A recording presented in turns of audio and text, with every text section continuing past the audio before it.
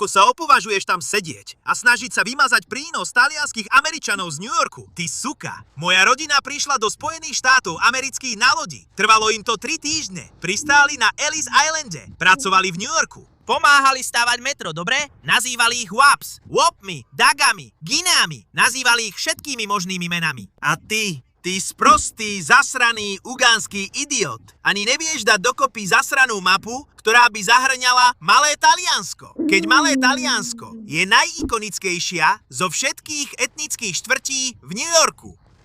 Môžeš si zahrávať so Židmi, ale ak vieš, čo je pre teba dobré, nezahrávaj sa s Talianmi, lebo ak to urobíš, pôjdeš dole. A presne to sa chystá stať Zoranovi Mamdanimu. Ups. Mamdani možno prezradil svoje islamistické tajomstvo, že mu v skutočnosti na menšinách nezáleží, iba ak sú v súlade s jeho islamistickou agendou, pretože nejako pri svojom pokuse ochrániť migrantov v New Yorku zabudol na Talianov. Áno. Vieš, tá malá menšinová skupina, ktorá vybudovala New York, na tejto mape na ňu zabudol. Takže mapa majstrovstiev sveta v New Yorku. Miss Little Italy vyvoláva odpor taliansko-americkej komunity. Mapa v 1/4 New Yorku. Pásport, ktorý v máji spustila administratíva starostu Zorana Mamdaniho na podporu rôznorodých enkláv. Pred majstrovstvami sveta FIFA 2026 vyzdvihuje 30 miest ako Malá Palestína a Malý Jemen, ale vynecháva historické Malé Taliansko na Manhattane. Samozrejme, že áno. Prezident Ligy za občianske práva talianskych Američanov Mike Crispy označil toto vynechanie za vymazanie základného kameňa dedičstva, kde si prisťahovalci budovali rodiny, kostoly a živili mesto. Vidíte vy, Sicília odpovedala, že mapa sa zameriava na štvrte s výraznou nedávnou populáciou prisťahovalcov a nie je vyčerpávajúca. Poznámka uvádza, že súčasná demografia Malej Itálie ukazuje prevažne viacgeneračných obyvateľov, pričom iba 5% má taliansky pôvod. Kritici tiež upozornili na vynechanie írskych a židovských oblastí, zatiaľ čo úradníci tvrdia, že by sa mohlo pridať viac štvrtí. Nenechajte sa oklamať, bolo to zámerné. Snaží sa propagovať oblasti s islamistickou menšinou, aby ľudia, ktorí prídu na majstrovstvá sveta, mohli tieto miesta navštíviť.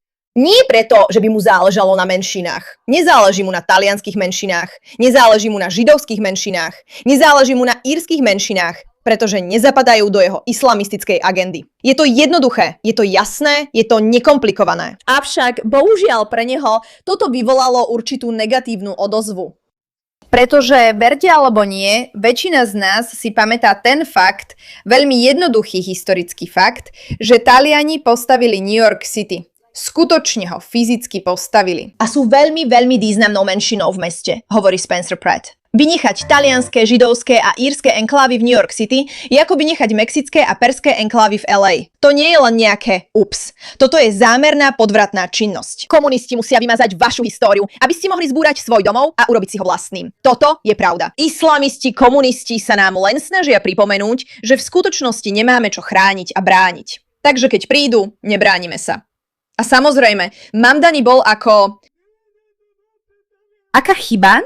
Ale Taliani sa naozaj úprimne vôbec nedržia späť, hovorí Liga občianskych práv talianskych Američanov. Boli sme tu pred Zoranom, budeme tu aj po Zoranovi. Mimochodom, Malá Itália nebude vymazaná. Pozri sa na tie farby. Podobne ako palestínske farby, samozrejme aj farby talianskej vlajky. Pozrime si toto video od Free Press. Primátor Mamdani, dávam ti rok. Nie si New Yorkčan, nemáš ani poňatia. Som Izabela Reggi a dnes sme tu v Malej Itálii, kde sa pýtame miestnych, čo si myslia o tom, že jedna z najstarších prisťahovaleckých komunít, Malá Itália, nebola zahrnutá na mape prisťahovaleckých enkláv primátora Mamdaniho. Nepovažujem ťa za svojho primátora. Myslím si, že to, čo robí, je hanebné. Musí byť spravodlivý ku všetkým a nie je spravodlivý ku všetkým.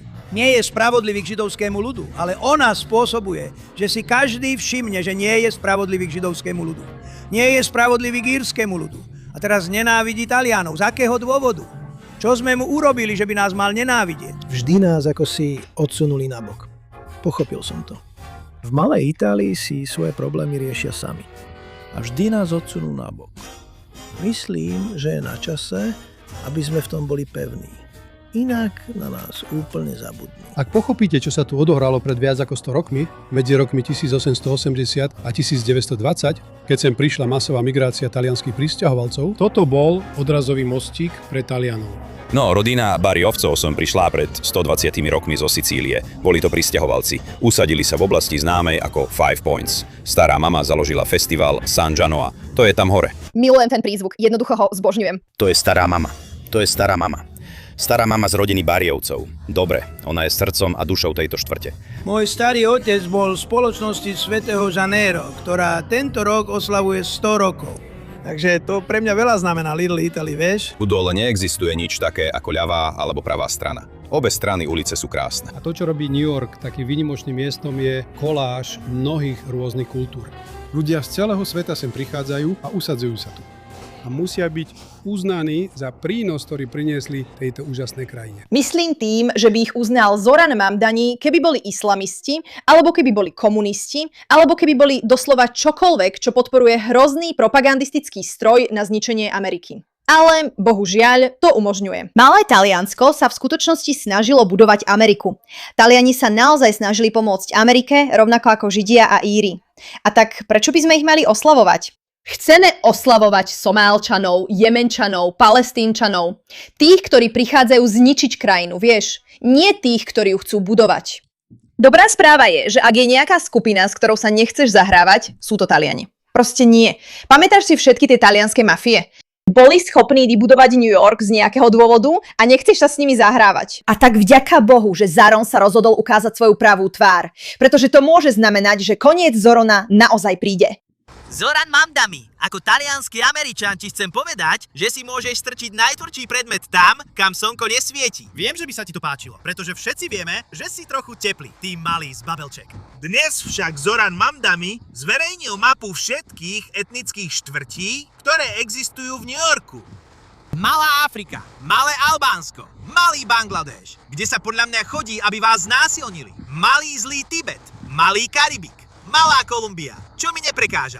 Malý Dominikán, čo mi tiež neprekáža. Malý Ekvádor, čo mi tiež neprekáža. Nikdy som o týchto miestach v New Yorku nepočul, ale zjavne existujú. Mne to neprekáža. Malý Egypt, malá Guajana, malé Haiti, malá India, malá Manila, malé Mexiko, malá Odesa, malá Palestína. Áno, naozaj. Malý Pakistán, malý Senegal, malá Ukrajina. Myslím, že malá Ukrajina je vlastne to, ako volajú Zelenského v kúpeľoch, ale v každom prípade malý Jemen. Ale malé Taliansko tam nedal, pretože Taliani sú bieli. Taliansky Američania sa v islámsko-marxistickej odpudivej spoločnosti Zorana Mamdaniho nepočítajú, pretože talianski Američania sú bieli. Žiadna podsta ani írskym Američanom. Talianski Američania vybudovali New York. Ty zasraný uganský moslimský parazit. Ugančania nebudovali New York. Nemali s New Yorkom nič spoločné. Jemen? Jemen? Myslíme to naozaj vážne? Doriti Palestína? Miesto, ktoré ani neexistuje na mape? O čom to vlastne hovoríme, kámo? Zoran Mamdani, ty húpy teroristický hajzel, ktorý nie je z Ameriky a ani netuší, čo to znamená byť Američanom. Sedel si za stolom Georgia Washington a zneúctil si ústavu, rozumieš? Ako sa opovažuješ? Ako sa opovažuješ tam sedieť a snažiť sa vymazať prínos talianských Američanov z New Yorku, ty suka? Moja rodina prišla do Spojených štátov amerických na lodi. Trvalo im to 3 týždne. Vylodili sa na Ellis Islande. Pracovali v New Yorku. Pomáhali stavať metro. Rozumieš? Nazývali ich WAPS. Hovorili im Guinea. Nazývali ich každým možným menom, aké existuje. A ty sprostý zasraný Ugančan, nedokážeš ani zostaviť zasranú mapu, ktorá by zahrňala Malé Taliansko. Keď Malé Taliansko je najikonickejšia etnická štvrť v New Yorku. Rozumieš? Ty sprostý zasraný hajzel, ktorého žena ťa opustila 4.